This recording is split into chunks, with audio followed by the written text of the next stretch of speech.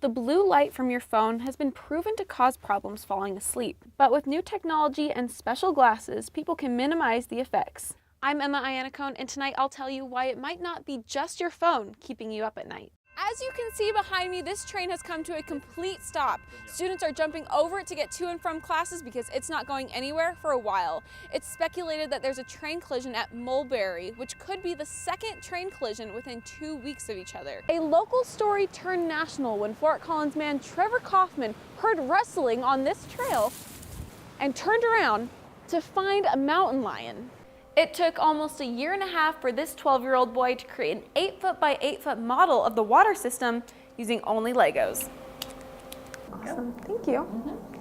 I'm just one of 2,800 people who got their flu shot this season at the CSU Health Center, but just because I got immunized doesn't mean I can't get sick for at least another 2 weeks.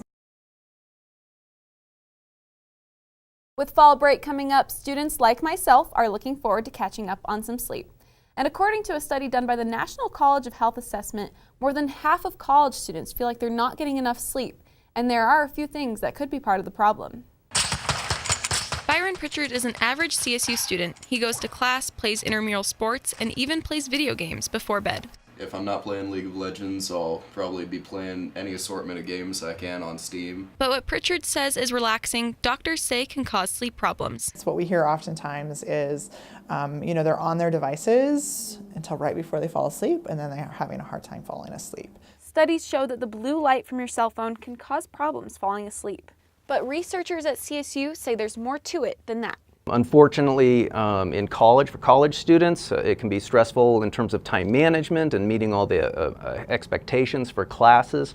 There can be increased stress that can lead to sleep difficulties. It can feel like a never-ending cycle for students. Stress causes sleep problems, and lack of sleep causes more stress. But what we are starting to recognize is that poor sleep is actually fueling stress and anxiety. To research the relationship between sleep and mental health, Dr. Eakman's work focuses on veterans attending CSU who often suffer from insomnia. When we've had opportunities to work with them and their sleep is improved because of the program, we see decreases in their depression, in their stress, and in their anxiety. While many students like Pritchard feel they get plenty of sleep, researchers say it's important to limit streaming and social media use before bed, or the effects could become serious.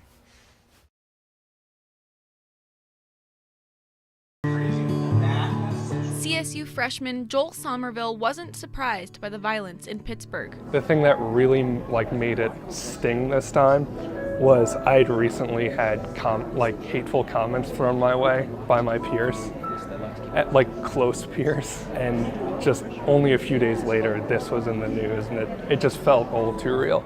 But he feels comforted by the support from the CSU community and Rabbi Gorelik, who led a vigil in the Laurie Student Center ballroom on Tuesday evening. It's that sense of community, that unity, that gives you that strength to move ahead in a very difficult time. More than 200 people came together to honor the victims killed in Pittsburgh Tree of Life Synagogue. Obviously, it's not the circumstance we want everyone to come together in, but to see that everyone is here and opening their arms is great. Prayers, poems, and psalms were read as 11 candles flickered next to the podium in honor of those lost. So I'm hoping that going forward we can continue to grow and we can become stronger and prouder, and that in itself will bring that comfort and light, to this shattered world that we see right now. Comforting words for Joel and all of those who are hurting and trying to make sense of a senseless act.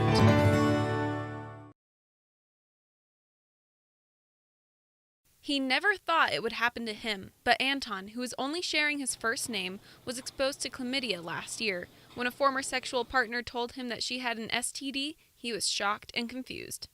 And I was like, oh my God, what do I do? At the time, I was like, is this something I can cure? I didn't really know what chlamydia was. Chlamydia and gonorrhea are bacterial infections that are easily treated with antibiotics, so Anton was cleared up within a week.